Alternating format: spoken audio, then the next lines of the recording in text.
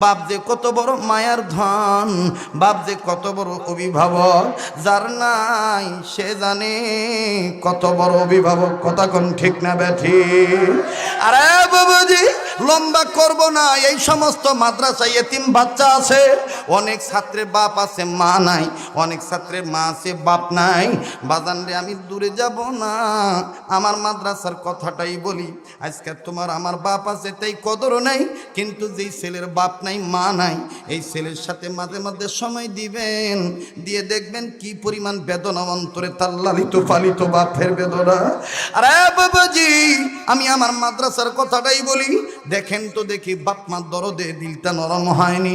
আসরের নামাজের পর মাদ্রাসায় বারান্দায় দাঁড়াইয়া আমি বাচ্চাদের খেলা দেখতেছি, বড় ভালো লাগতেছে। নিজ প্রতিষ্ঠানের বাচ্চাদের খেলা সুন্দর করে বাজানদের ছোট্ট টেনিস বল নিয়া ফুটবল বানাইয়া লাত্তি লাত্তি দিয়ে খেলতেছে। বাজানদের দেখতে দেখতে মাদ্রাসার প্রধান গেটের দিকে যখন নজর চলিয়া গেল, নজর দিয়ে দেখি এক ছাত্রের বাবা কয়েকটা বিস্কিটের প্যাকেট নিয়া, কয়েকটা ফল ফ্রুটের প্যাকেট নিয়া মেন গেটের কাছে দাঁড়ায় রইছে, বেটার সাথে সাক্ষাৎ করবে। বাজানরে বাপ বেটাকে তালাশ করার আগেই বেটা বাপকে দেখে ফেলছে। এইবার বাপ বাপকে দেখার পর খেলা বাদ দিয়া সহপাঠীদেরকে ডাক দিয়া বলে, ভাইরা আমি আর খেলবো না। কেন? ওই যে আমার বাবা আছে, আমি আব্বার কাছে যাব, আব্বার সাথে সাক্ষাৎ করব। এই কথা বলিয়া ছেলেটা নিজের কাপড়ের দুলাবালি জারে, আমার বন্ধুগণ ঘামের পানিতে গেন্দি ভিজিয়া গেছে, একটা দৌড়মনিয়া বাবার কাছে চলে গেল। আর বাপ দেখেন কি মায়ার বাপ, ছেলের ঘামের দুর্গন্ধের দিকে তাকাইল না, ছেলের ধুলাবালির দিকে তাকাইল না। ছেলেটা কাছে দিয়ে সালাম দিল, বাপ সালামের জবাব দিয়া দিল। জবাবটা দিয়া দুই হাতটা বাড়াইয়া বাপ বেটারে বুকের সাথে জড়াইয়া ধরল। আব্বু বলি আর নাকে মুখে গালে মুখে চুমা দেয় আর বলে, বাবা তুমি কেমন আছো? ছেলেটা বলে, আম্মু কেমন আছে, আপু ভাইয়া কেমন আছে? বাজান বাপ বেটা খুব ভালোই আদর যত্ন, তাদের কথাবার্তা চলতেছে, দৃশ্যটা খুব ভালো লাগতেছে। কিন্তু কয়েক সেকেন্ডের মধ্যে আর একটা করুণ দৃশ্য আমার চোখে ধরা পড়ল। বাজান রে ওই একই মাদ্রাসার ছাত্র, আমি জানতাম না যে এই ছেলের বাবা নাই, এই ছেলেটা এতিম। ওই বাপ যখন চুমা দেয় আর এই ছেলেটা যখন আব্বু বলিয়া ডাক দেয়, এই ছেলেটা বারান্দার গিরিল ধরলো, চোখের পানি ছেড়ে কান্দে আর ডাক দিয়ে বলে, আল্লাহ আমার আব্বু কি কোনোদিন আর আসবে না? আমার আব্বু কি কোনোদিন আমারে আর বাপ বলে বুকে টেনে নিবে না? আমি ডাক দিয়ে বললাম, বাবা তুমি কান্দো কেন, তোমার কি বাবা নাই? ছেলেটা কান্দার বলে, হুজুর আমার আব্বু ছিল 2 মাস আগে রোড অ্যাক্সিডেন্টে নাকি মারা গেছে। কেন তুমি কি তোমার বাবার লাশটাও দেখো নাই? ছেলেটা বলে, না না আমি আমার বাবার লাশটাও দেখি নাই, যার কারণে কোনো ছাত্রের বাবারে দেখলে আমার বাবার কথা মনে হয়ে যায়। আরে বন্ধু, আরে বাবাজি, যার বাবা নাই তার মতন বড় অভাবী আর কেউ নেই। আবার দেখেন মমতা মুইজার মা নাই রে,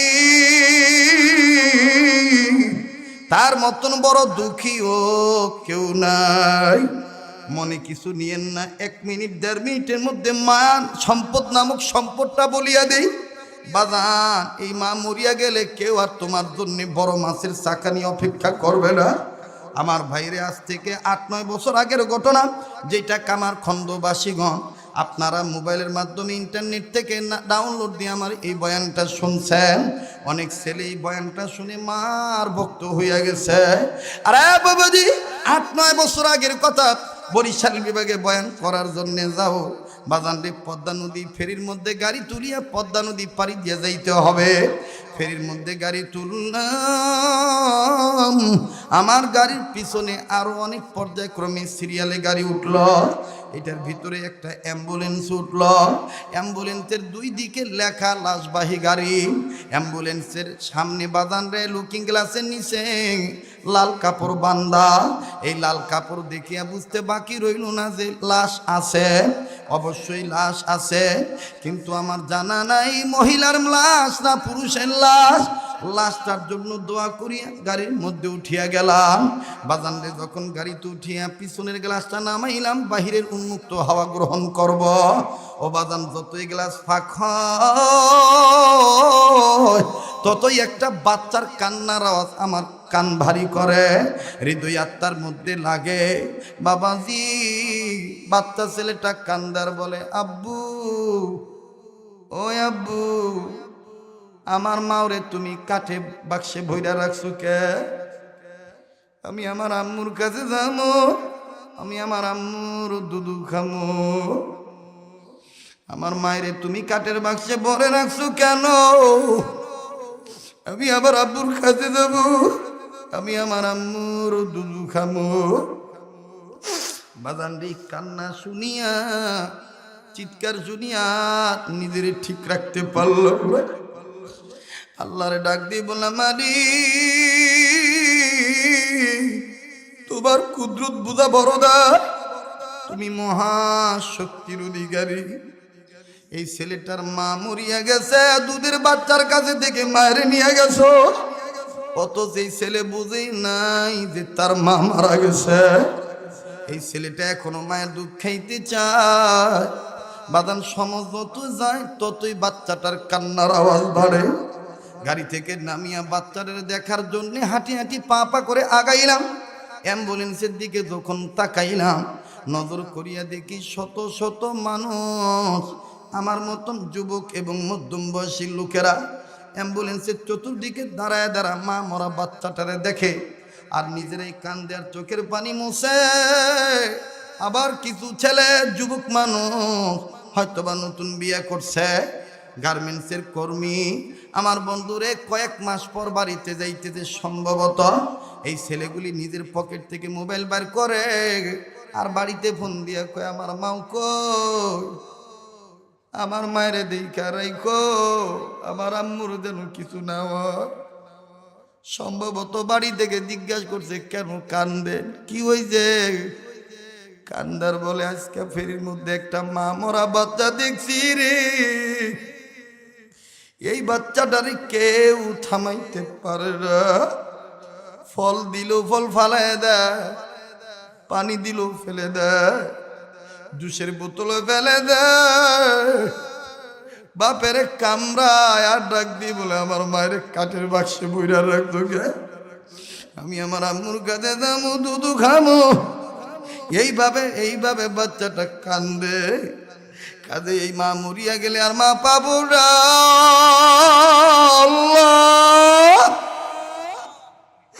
বাজান রে, এই মা কার দুনিয়ায় নাই। আমার ভাইরে, আমি আগাইলাম পরিচিত ফেসবুক হওয়ার কারণে লোকগুলি আমার কাছে যাইতে সহযোগিতা করল। আমি কাছে যাইয়া বাচ্চাটারে দেখি, নজর করিয়া দেখি বাপের কোলে বসিয়া বসিয়া কান্দে, আর বাপটা আমার বন্ধুরে নির্বাক হইয়া ডেলান দিয়া কান্দে। এই বাচ্চার কান্না শুনতে শুনতে ও বাদান পাশে থেকে আরো দুইটা মেয়ের কান্না। ওই অ্যাম্বুলেন্সের, একই অ্যাম্বুলেন্সের ভিতরে এরা হলো 3 ভাই বোন, পিটাপিটি ছোট ছোট ছেলে মেয়ে। দেখেন মেয়েগুলি আরো করুণ ভাবে কান্দার বলে, মায়ের লাশের বাক্স না রে, আর ডাক দিয়ে বলে, মা গো, মা মরিয়া গেলে কি মেয়েদের সাথে কথা বলতে পারে না? ও আম্মু, তুমি কালকে যে ঘুমাইলা, আমাদের চুল এলোমেলো, তুমি না মানুষের বাড়িতে এলোমেলো চুল নিয়ে গেলে পাগলি বলে পিট্টি দাও। আম্মু গো, আব্বু দাদু বাড়িতে নিয়ে যাইতেছে, পাগলি হয়ে যাব, তুমি কি আর চুল বেঁধে দিবা না? ভাইয়া কি আর দুধু খাবে না? বাজান, এই 3টা বাচ্চার কান্না শুনিয়া নিজেরাও ঠিক থাকতে পারতেছি না। বাপ চিৎকার দিয়া বলে, আল্লাহ, আমারে কোন পরীক্ষায় ফালাই না? এই মা মরা 3টা বাচ্চা নিয়ে কার কাছে যায়? কেমনে বুঝাই এদের মানাই, কেমনে বুঝাইবো এদের মানাই।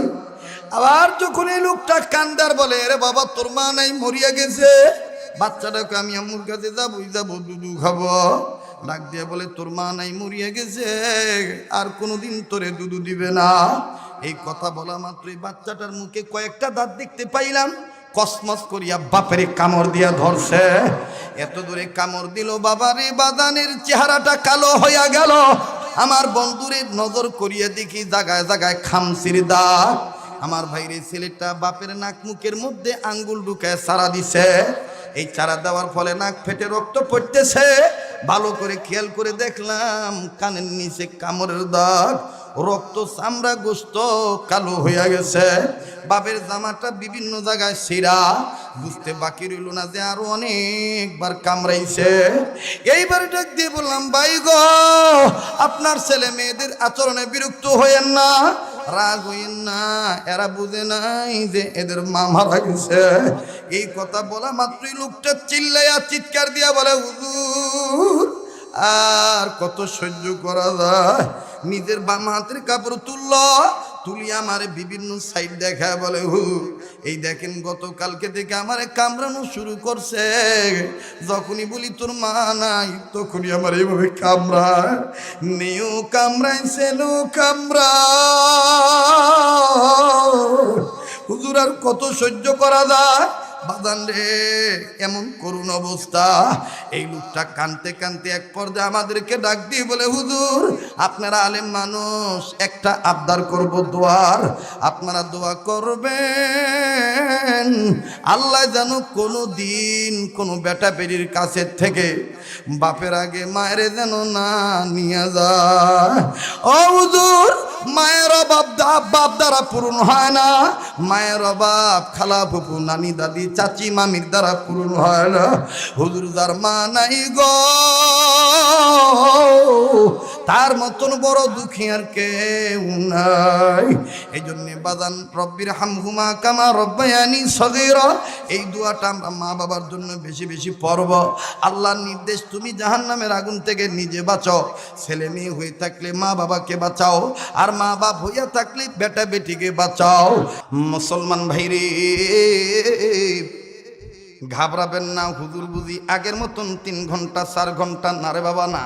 আগের 3 ঘন্টা সহি কথা বলিয়া আমলের নিয়ত করিয়া আপনাদেরকে অল্প সময়ের মধ্যে বিদায় দিয়ে দেব। আরে বাবাজি, উম্মতের আলিমদের পক্ষ থেকে বলে দেই, জাহান্নাম থেকে উম্মতে মুহাম্মাদীদের বাঁচার পথ 4টি। এর মধ্যে নাম্বার 2 আলিমের ছাত্র হওয়া। দেখেন, আলিমের ছাত্র হইলে কি লাভ রে বাবা? এটা আমার কথা নয়, এটা জগৎ বিখ্যাত তাফসীরকারক, যে তাফসীরটা পৃথিবীর মধ্যে সবচেয়ে বড় তাফসীরের কিতাব, যার নাম তাফসীরে কাবীর।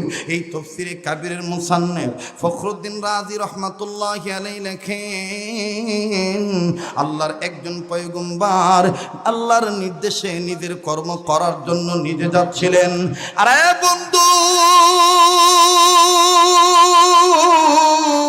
নিজের কর্মের দিকে যখন নিজে যায় গো বাবা, পথিমধ্যে যাওয়ার সময় একটা কবর দেখলেন। এই কবরটার ভিতরে দাউ দাউ করে আগুন জ্বলতেছে, সাপ বিচ্ছু কবরওয়ালাকে কামড়াইতেছে। আগুনের অগ্নি হানলে নিহান শিকা দাউ দাউ করে ফরফর করে উপরের দিকে উঠতেছে। পয়গম্বর বুঝতে পারলেন কঠিন থেকে কঠিনতর আযাব হইতেছে। পয়গম্বর কাউকে কিচ্ছু বললেন না বাবা, নিজেই নিজের কর্মে যখন চলিয়া গেলেন। বাবাজি, আল্লাহর বান্দা আল্লাহর পয়গম্বর নিজের কর্ম যখন করা শেষ হয়ে গেল, আবার যখন ও বন্ধু ওই কর্ম শেষ হওয়ার পরে ওই পথ দিয়ে আসতেছিলেন, ওই পথ দিয়ে যখন রিটার্ন হইতেছে, পয়গম্বর সিদ্ধান্ত নিন কবরটা আমি দেখব। একটু আগে যে কবরে আযাব ছিল, এখন দেখি কবরওয়ালা কোন হালতে আছে। এইবার আবার যখন কবরের দিকে নজর দিলেন, নজর দিয়ে দেখেন একটু আগে যে কবরে আযাব ছিল, এখন আর কোনো আযাব নাই। কবরওয়ালা জান্নাতের বিছানায় ঘুমায়। পয়গম্বর ডাক দিয়ে বললেন, আল্লাহ, একটু আগে যে কবরে আযাব ছিল, এখন দেখি কবরে কোনো আযাব নাই। মাবুদ গো, তোমার দরবারে আমি জানবার চাই, এই কবরওয়ালার গুনাহ তুমি কি উসিলায় মাফ করিয়া দিলা? এই কবরওয়ালাকে তুমি কোন কাজের বিনিময়ে মাফ করিয়া দিলা? বাজানো, আমার নাকের মধ্যে আল্লাহর গান আসতেছে। এই ময়দানের মধ্যে আল্লাহর ওলি কে যেন হয়ে বসে আছেন। বাবাজি, কেউ চলিয়া গেলে চলিয়া যাবে, কিছুক্ষণের মধ্যে দেখবেন ময়দান শুদ্ধ কাঁদবে। আমার বন্ধুগণ, নিজেও কাঁদবেন না, কান্না আসলে কান্নার ভান ধরবেন। আমার বন্ধুগণ, কান্নাকাটি মাবুদের কাছে খুব পছন্দ। আরে বন্ধু, এরে বাবাজি, পয়গম্বর ডাক দিয়ে বললেন, ওগো দয়ার আল্লাহ, এই লোকটাকে তুমি কোন উসিলায় মাফ করিয়া দিলা? আল্লাহ পাক ডাক দিয়ে বলেন, পয়গম্বর তুমি শোনো, এই লোকটা বড় গুনাহগার, গুনাহ করিয়া কবরে আসছে, কিন্তু রে পয়গম্বর, এই কবরওয়ালা একটা সন্তান রেখে আসছে দুনিয়ায়। এই সন্তানটা এতদিন কথা বলা শিখে নাই, ইদানিং কথা বলা শিখছে। কথা বলা শিখার পর এই বাচ্চাটার মা বাফারা ছেলেকে নিয়া নির্ধারিত নির্দিষ্ট স্থানীয় মাদ্রাসা মক্তবে ভর্তি করিয়া দিছে। ওই মক্তবের ছাত্র হইয়া এই বাচ্চাটা জীবনের প্রথম সবক পড়ছে। এই প্রথম সবক পড়তে যাইয়া আমার দুইটা নাম ধরে ডাক দিছে। আর এই দুইটা নাম ধরে ডাকার পর আমার মায়া লেগে গেছে। আমি আল্লাহ বাচ্চাটার উসিলায় তার বাবাকে মাফ করিয়া জান্নাত দিয়া দিছি। আরো জোরে জোরে বলেন সুবহানাল্লাহ। পয়গম্বর বললেন, আল্লাহ কি এমন সবক পড়ছে বাচ্চাটা? বলেন, আল্লাহ, আল্লাহ আমি আপনার কাছে জানবার চাই। আল্লাহ বলেন, পয়গম্বর এই বাচ্চাটা কি সবক পড়ছে বলছি শোনো। বাদান আমিও আপনাদেরকে বলছি শুনবেন, তবে অবাক হয়ে যাবেন। এই সবকটা এই মাদ্রাসা তো পড়ানো হয়। আমি আগেই বলছি, বয়ান সবার ভালো লাগবে না। এই বয়ান তাদের ভালো লাগবে যাদের সম্পর্ক কোনো না কোনো আল্লাহ বলার সাথে।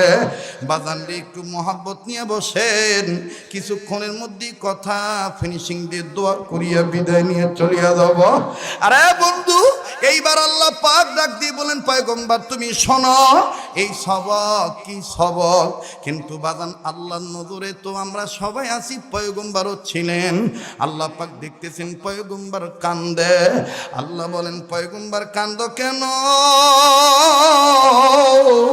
পয়গম্বর ডাক দিয়ে বলেন, দয়ার আল্লাহ আমি কান্দি এই ছেলেটার জন্যে, তবে আল্লাহ এটা দুঃখের কান্দা নয়, এটা সুখের কান্দা। বলো না পয়গম্বর, তোমার মনের খবর যদিও আমি আল্লাহ জানি, কিন্তু তারপর তোমার মুখ থেকে শুনতে চাই। আরে বন্ধু, পয়গম্বর ডাক দিয়ে বলেন, ও আল্লাহ, এই বাচ্চাটা, এই ছেলেটা বড় ভাগ্যবান। এই ছেলেটা কত দামি ছেলে, যেই ছেলেটার উসিলায় তার বাপ মা পাইয়া গেল। আল্লাহ গো, দুনিয়ার সব ছেলে মেয়ে যদি এইভাবে তোমার মহাব্বতে তোমার নামে সবক পড়তো, তাইলে তো সব বেটা বেটির মাপ কবরে মাপ পাইয়া যাইত। কবরে আযাব মা বাবার জন্য আর হইতো না, আর মা বাপ কবরে শাস্তি পেত না। বাজান রে, আমি জানি না এখানে কার মা নাই, কার বাবা নাই, কার বাপ নাই, কার মা নাই, কার বাপ আছে, কার মা নাই, কার মা আছে, কার বাবা নাই। এমনও গোলাম আছে, মাও নাই, বাবাও নাই। একটু ফিকির মান হইয়া দেখেন তো বাজান, আমি আপনি এমন বেটা বেটি হইলাম কিনা, আমার আপনার কারণে মা বাপ কবরে সুখে না দুঃখে। একটু ফিকির মান হইয়া যান ও বাবাজি, দুনিয়া কিন্তু থাকার জায়গা না। মা বাবার দরদে মাবুদের কাছে একটু দরখাস্ত দেওয়ার জন্যে, মা বাবার কবর আযাব মাফের আশায় মায়া লাগায় ডাক দেন না, বলেন না আল্লাহ। এতগুলো মানুষের ডাকের মধ্যে কেন মাওলার প্রেম নাই? একটু মায়া লাগা আবার বলেন না আল্লাহ। দেন না, দেন না, দেন না, দেন না, ডাক দেন না, বলেন না আল্লাহ। বাজানো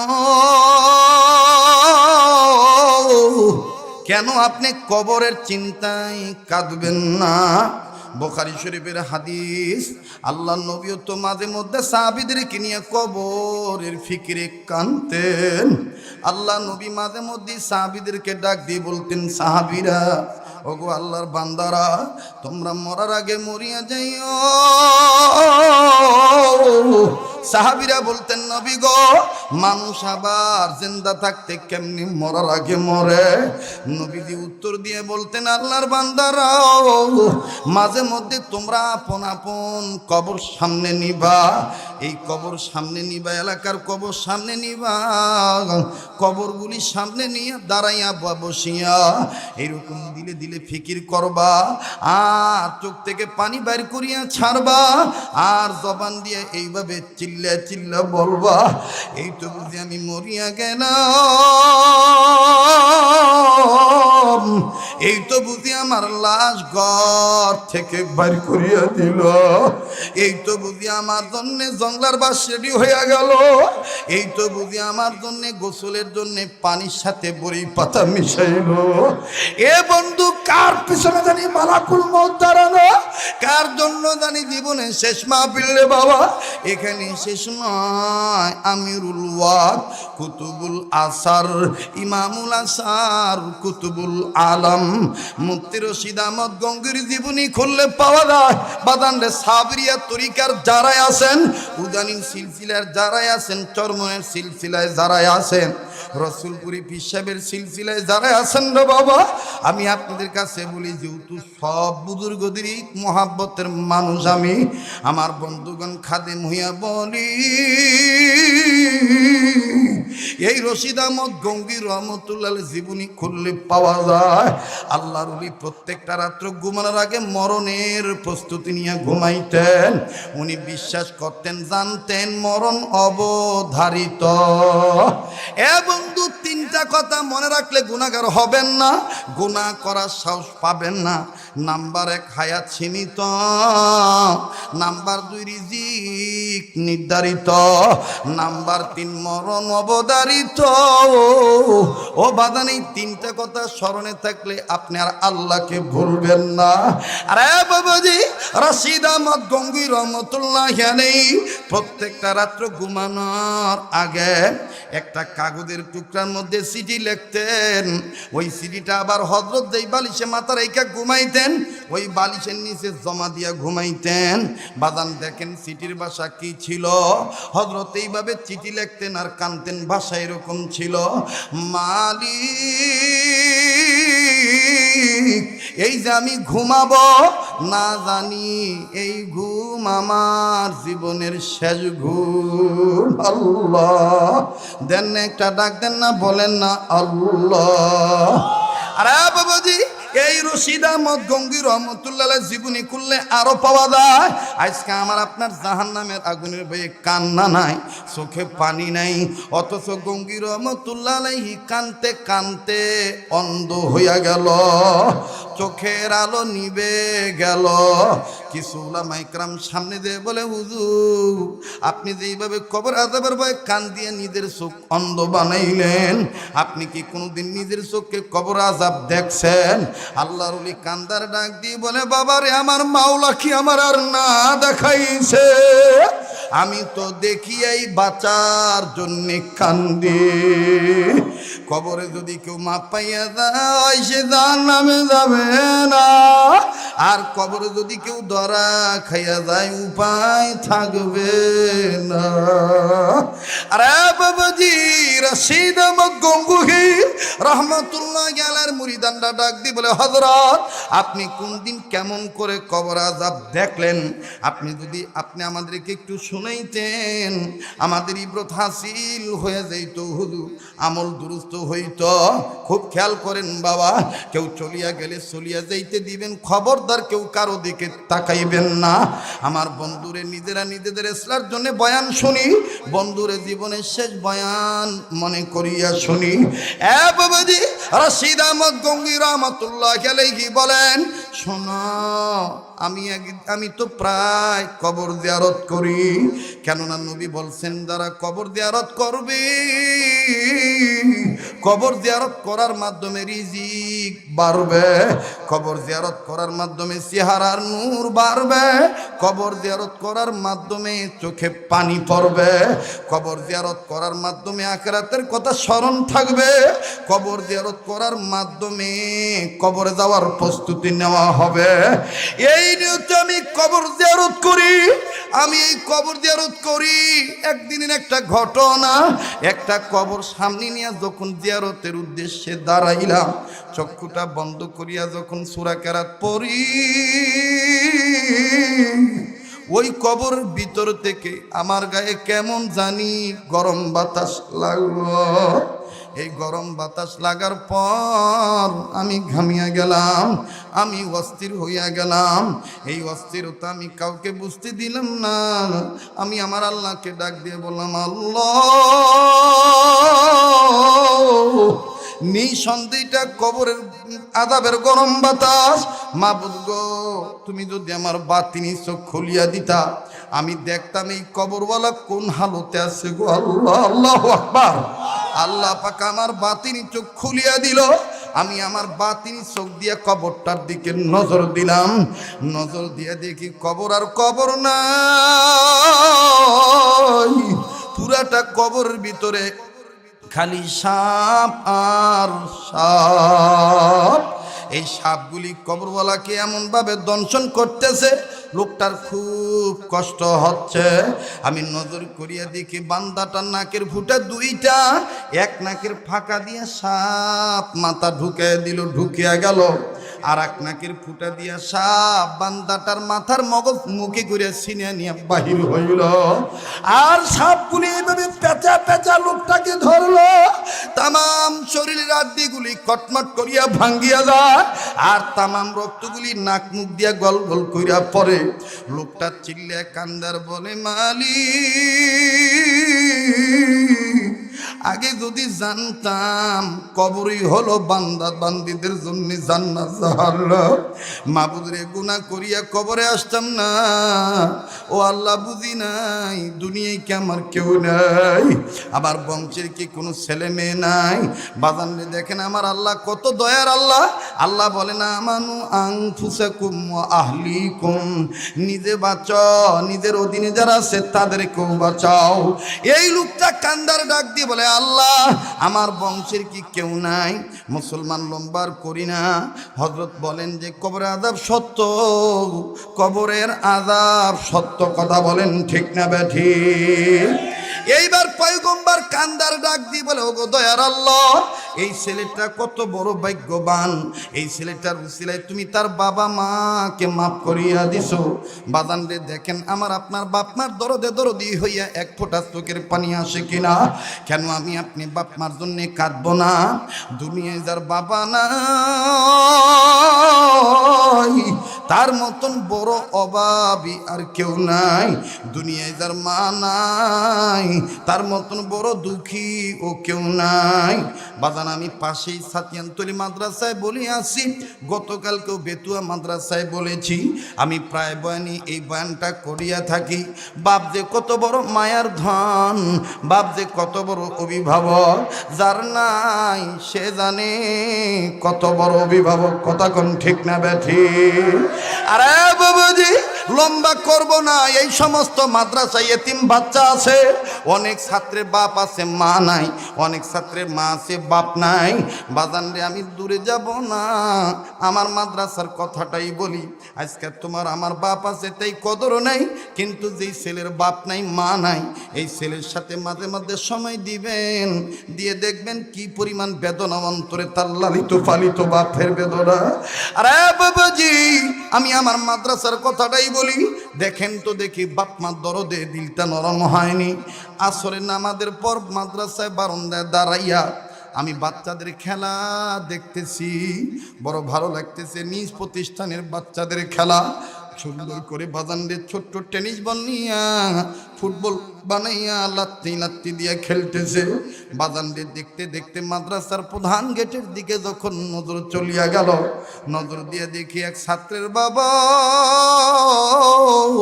কয়েকটা বিস্কিটের প্যাকেট নিয়া, কয়েকটা ফল ফ্রুটের প্যাকেট নিয়া মেন গেটের কাছে দাঁড়ায় রইছে, বেটার সাথে সাক্ষাৎ করবে।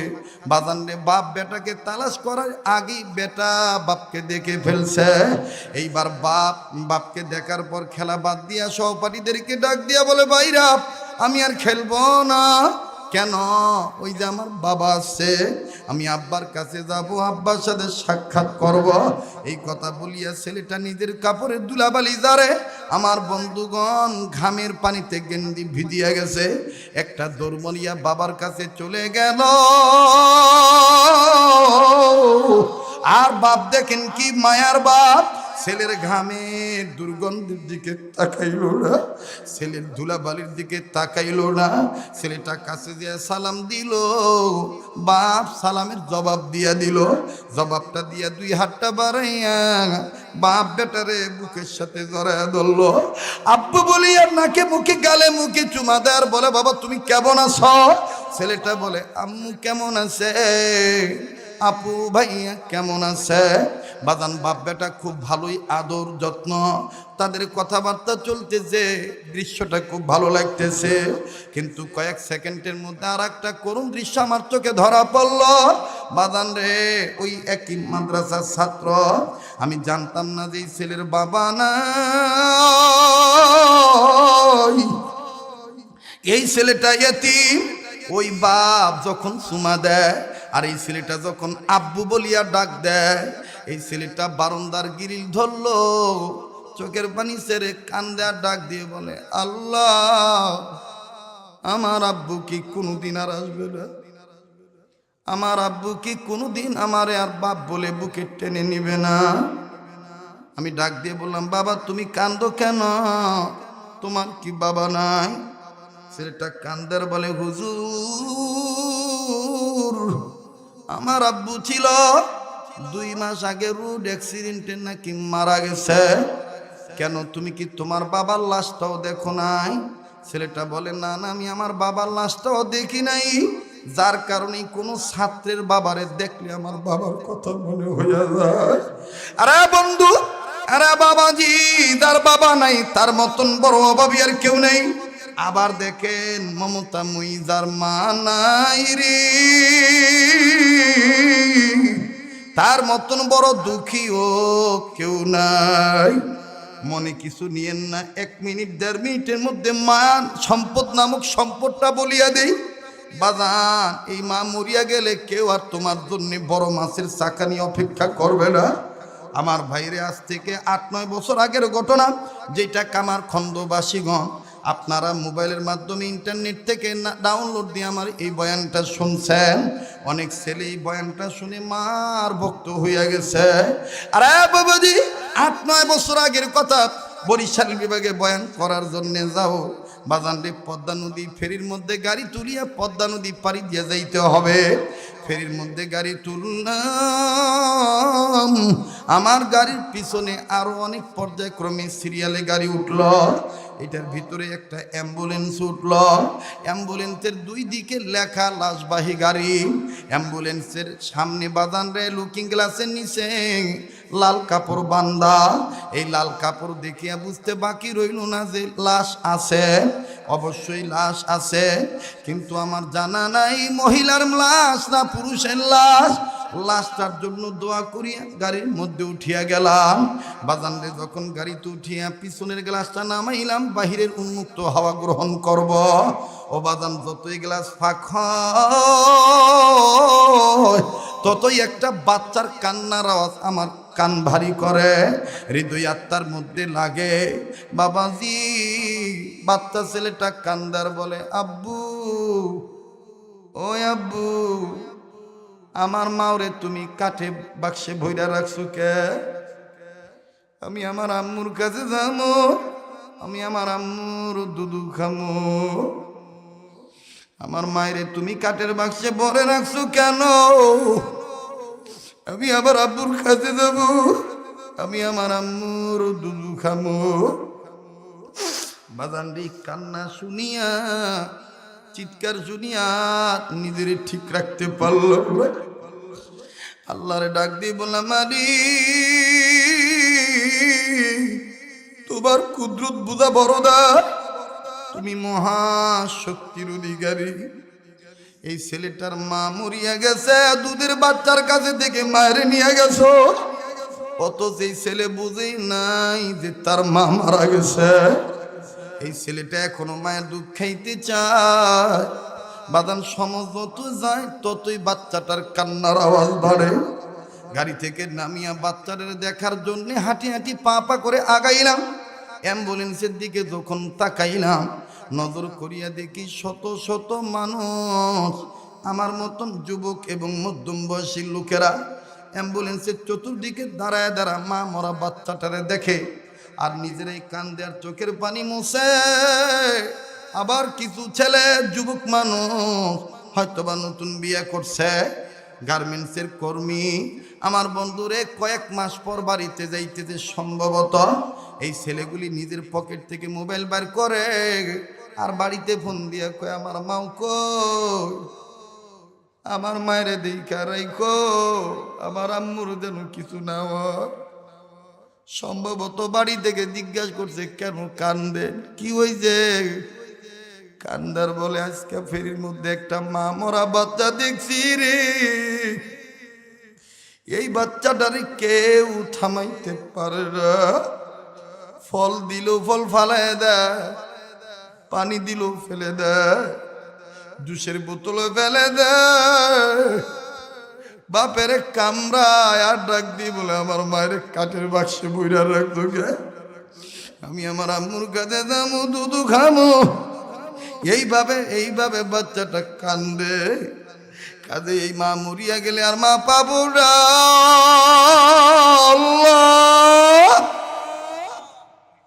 বাজান রে, এই মা কার দুনিয়ায় নাই। আমার ভাইরে, আমি আগাইলাম পরিচিত ফেসবুক হওয়ার কারণে লোকগুলি আমারে কাছে যাইতে সহযোগিতা করল।